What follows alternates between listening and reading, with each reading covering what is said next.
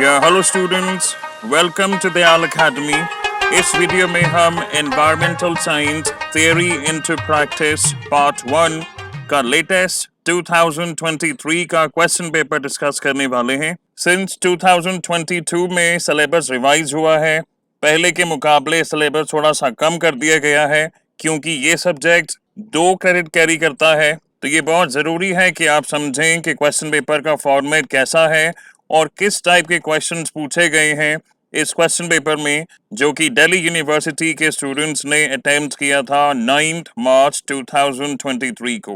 सबसे पहली बात, ये सब्जेक्ट ऐसा है कि रेगुलर और एनसी वेब स्टूडेंट्स के लिए इसकी ड्यूरेशन थी 1 आवर एंड 45 मिनट्स, यानी कि 2.25 घंटे।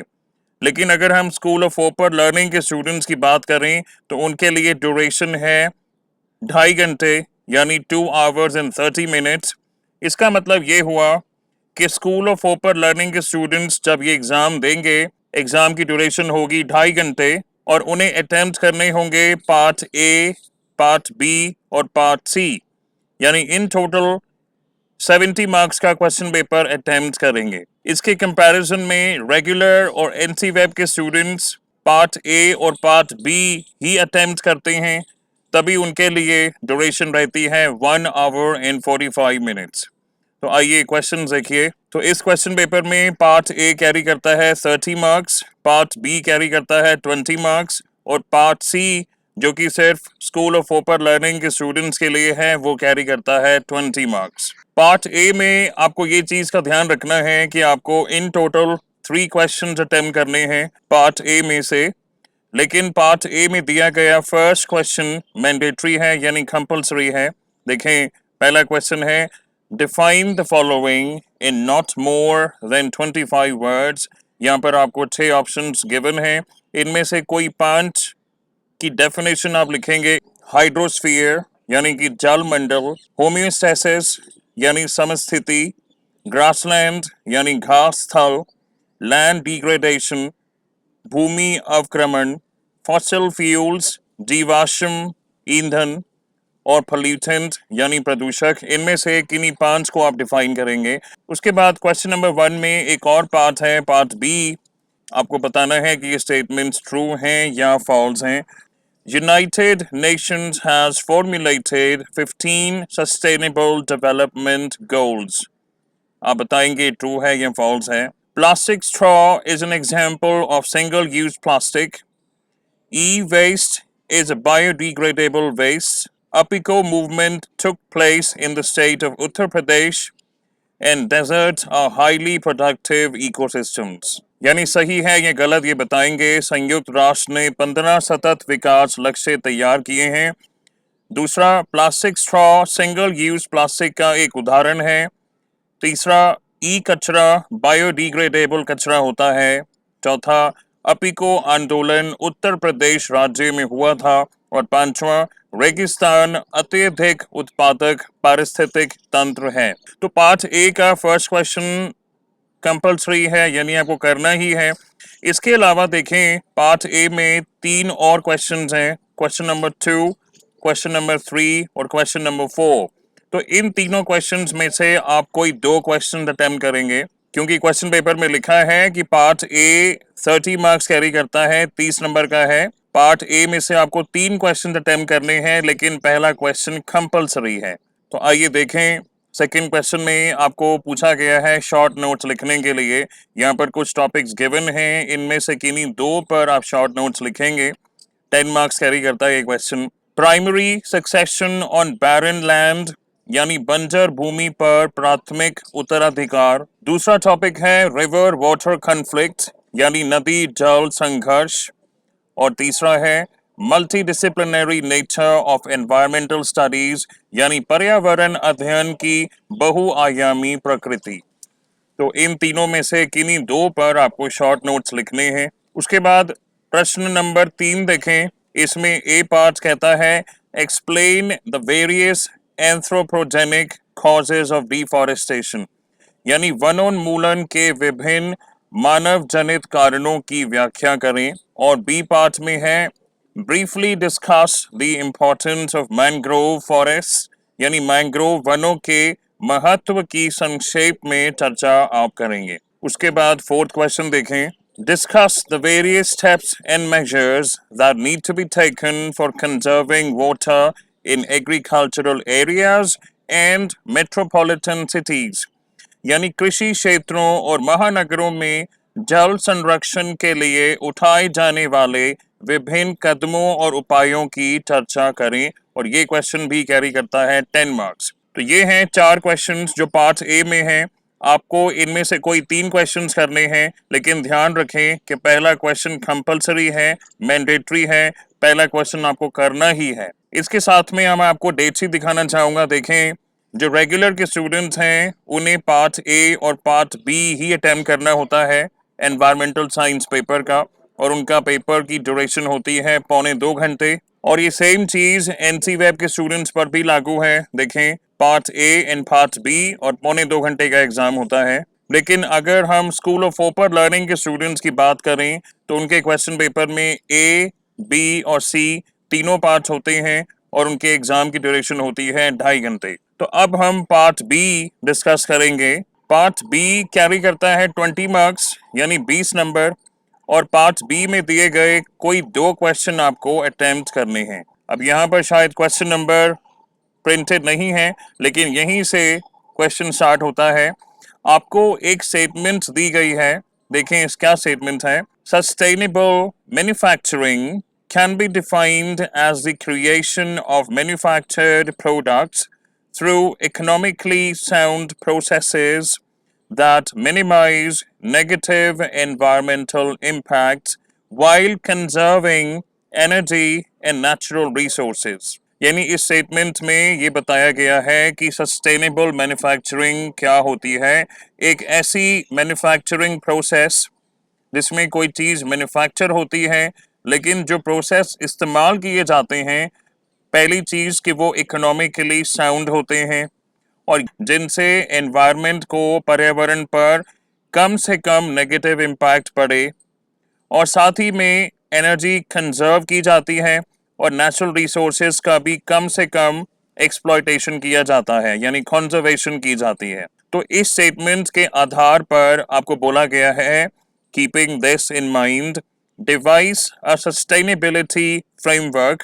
आपको एक सस्टेनेबिलिटी फ्रेमवर्क बताना है, किसके लिए? For an automotive industry that manufactures two wheelers. आपको बताया गया है कि एक ऑटोमोटिव इंडस्ट्री है जो टू व्हीलर्स बनाती है, मैन्युफैक्चर करती है, उनके लिए आपको एक सस्टेनेबिलिटी फ्रेमवर्क बताना है। इस स्टेटमेंट को ध्यान में रखते हुए, यानी आपका काम आसान कर दिया गया है। सस्टेनेबल मैन्युफैक्चरिंग क्या होती है ये खुद क्वेश्चन में उन्होंने आपको बता दिया है। इसको ध्यान में रखते हुए आपको ऑटोमोटिव इंडस्ट्री जो टू व्हीलर्स मैन्युफैक्चर करती है उनके लिए एक सस्टेनेबिलिटी फ्रेमवर्क बताना है। सजेस्ट करने हैं एटलीस्ट 2 ऐसे sustainable measures for each parameter given in the table below. कौन कौन से पैरामीटर्स हैं? यहाँ पर 4 पैरामीटर्स हैं। देखें, वाटर कंजम्पशन यानी पानी की खपत, एनर्जी कंजम्पशन ऊर्जा की खपत, कार्बन एमिशन यानी कार्बन उत्सर्जन, और waste management and pollution reduction यानी अपशिष्ट प्रबंधन और प्रदूषण में कमी।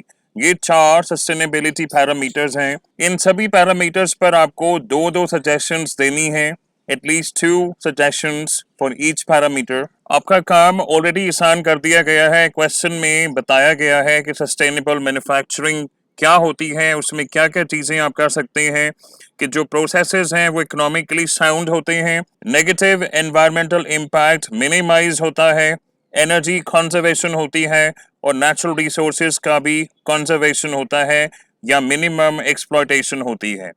तो इसे ध्यान में रखते हुए आप एटलीस्ट 2 मेजर्स बताएंगे for each of these 4 parameters. और जो स्टूडेंट्स हिंदी में देने वाले हैं उनके लिए सस्टेनेबल मैन्युफैक्चरिंग को आर्थिक रूप से सुदृढ़ प्रक्रियाओं के माध्यम से विनिर्मित उत्पादों के निर्माण के रूप में परिभाषित किया जा सकता है, जो ऊर्जा और प्राकृतिक संसाधनों का संरक्षण करते हुए नकारात्मक पर्यावरणीय प्रभावों को कम करते हैं। इसे ध्यान में रखते हुए नीचे दी गई तालिका में दिए गए प्रत्येक पैरामीटर के लिए कम से कम 2 स्थायी उपायों का सुझाव देते हुए 2 पहिया वाहनों का निर्माण करने वाले ऑटोमोटिव उद्योग के लिए स्थिरता ढांचा तैयार करें। तो ये है पार्ट बी का पहला क्वेश्चन, यानी कि क्वेश्चन नंबर 5। अगला प्रश्न देखें, क्वेश्चन नंबर 6। आपको बोला गया है कि आप अपने कॉलेज के इको क्लब के मेंबर हैं। As a member of the college eco club, you have been given the responsibility of starting a composting or vermicomposting unit in your college campus. आपके कॉलेज में कंपोस्टिंग या vermi composting unit start करने की आपको जिम्मेदारी दी गई है। आपको क्या करना है, आप एक प्रपोजल प्रिपेयर करेंगे। इसके लिए prepare a proposal for the same to be discussed with college authorities, focusing on the below points. उस प्रपोजल में क्या डिस्कशन होने वाला है, इन पॉइंट्स पर डिस्कशन करेंगे। पहला है uses and advantages of composting और वर्मी कंपोस्टिंग, क्योंकि जब आप अपने कॉलेज के इको क्लब के मेंबर हैं, वर्मी कंपोस्टिंग यूनिट स्टार्ट करने की आप पर जिम्मेदारी डाली गई है। तो जब आप प्रपोजल लिखेंगे कि हमें ऐसा करना चाहिए, तो आप शुरुआत ही इसी से करेंगे कि कंपोस्टिंग या वर्मी कंपोस्टिंग के यूजेस यानी उपयोग और एडवांटेजेस यानी फायदे क्या क्या होते हैं। तभी आप कॉलेज अथॉरिटीज को कन्विंस कर पाएंगे इसे स्टार्ट करने के लिए। उसके बाद आप ये बताएंगे कि कंपोस्टिंग या वर्मी कंपोस्टिंग के लिए वेस्ट के सोर्सेज क्या क्या हो सकती हैं आपके कॉलेज कैंपस में, यानी महाविद्यालय परिसर में कंपोस्टिंग या वर्मी कंपोस्टिंग के लिए अपशिष्ट के स्रोत क्या क्या होंगे, इस बारे में चर्चा करेंगे। और तीसरा, आप एक स्टेप बाय स्टेप प्लान बताएंगे किसके लिए, to construct a functional composting और वर्मी कंपोस्टिंग यूनिट, यानी इस यूनिट के लिए आप पूरा प्लान बताएंगे स्टेप बाय स्टेप कि ऐसे हम इसे बना सकते हैं, कंस्ट्रक्ट कर सकते हैं, तभी ये फंक्शनल होगा और इसके जो एडवांटेजेस हैं वो हमें मिलेंगे। तो जो स्टूडेंट्स हिंदी मीडियम में हैं उनके लिए मैं पढ़ना चाहूँगा, महाविद्यालय इको क्लब के सदस्य के रूप में आपको अपने महाविद्यालय परिसर में कंपोस्टिंग अथवा वर्मी कंपोस्टिंग इकाई प्रारंभ करने का उत्तरदायित्व दिया गया है।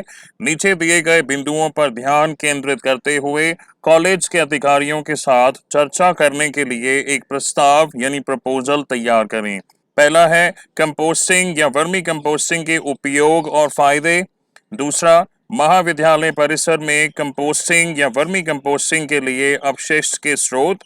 और तीसरा, कार्यात्मक कंपोस्टिंग या वर्मी कंपोस्टिंग इकाई के निर्माण के लिए चरण दर चरण योजना यानी स्टेप बाय स्टेप प्लान। उसके बाद पार्ट बी में एक और क्वेश्चन गिवन है, क्वेश्चन नंबर 7।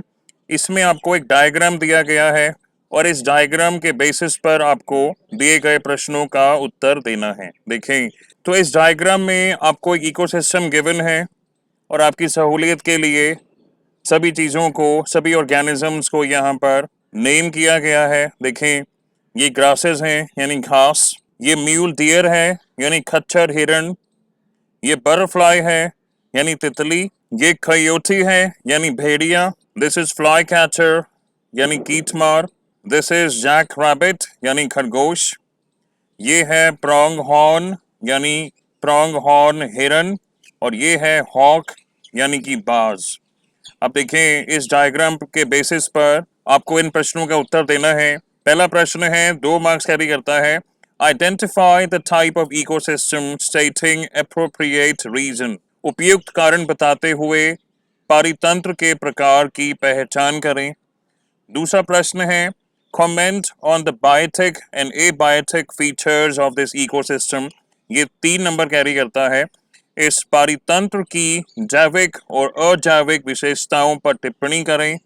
तीसरा पूछा गया है, draw a functional food web consisting of all the organisms shown in the diagram, यानी आरेख में दिखाए गए सभी जीवों से मिलकर एक कार्यात्मक खाद्य वेब बनाएं। और चौथा, briefly mention the importance of this ecosystem, यानी इस पारितंत्र के महत्व का संक्षेप में उल्लेख करेंगे। तो यहाँ तक हमने डिस्कस किया है पार्ट ए और पार्ट बी जो कि रेगुलर और एनसी वेब के स्टूडेंट्स भी अटेम्प्ट करते हैं, लेकिन पार्ट सी केवल स्कूल ऑफ ओपर लर्निंग के स्टूडेंट्स के लिए है। तो वे स्टूडेंट्स ध्यान से पढ़ें। आपको पार्ट सी में 3 प्रश्न दिए गए हैं, इनमें से कोई 2 प्रश्न आपको अटेम्प्ट करने हैं, क्योंकि पार्ट सी कैरी करता है 20 मार्क्स यानी 20 नंबर। देखें, what do you understand by the structure and function of ecosystems? पारिस्थितिक तंत्र की संरचना और कार्य से आप क्या समझते हैं? उपयुक्त उदाहरणों के साथ समझाएं, यानी explain with suitable examples. Second question देखें, discuss case studies of natural resource conservation as a source of conflict and cooperation, यानी प्राकृतिक संसाधन संरक्षण के मामले के अध्ययन को संघर्ष और सहयोग के स्रोत के रूप में चर्चा करें। और लास्ट क्वेश्चन है, in what way the unscientific mining and dam construction has contributed to economy but harmed the environment? Elaborate. आपको बताना है कि अनसाइंटिफिक माइनिंग और डैम कंस्ट्रक्शन ने इकोनॉमी में ज़रूर कंट्रीब्यूशन किया है, लेकिन एनवायरनमेंट को, पर्यावरण को नुकसान पहुंचाया है। इस बारे में आप चर्चा करेंगे, इस स्टेटमेंट को आप इलैबोरेट करेंगे। हिंदी में देखें, अवैज्ञानिक तरीकों से खनन और बांध निर्माण ने किस तरह अर्थव्यवस्था में योगदान दिया है, लेकिन पर्यावरण को नुकसान पहुंचाया है, विस्तार से बताएं। तो ये है guys environmental science theory into practice part 1 का लेटेस्ट क्वेश्चन पेपर 2023 का। एग्जाम के लिए आप सभी प्रश्नों के उत्तर लिखने का प्रयास करें, और अगर आपको वीडियो अच्छी लगी हो तो अपने फ्रेंड्स के साथ शेयर करें और हमारे चैनल को subscribe. Thank you for watching.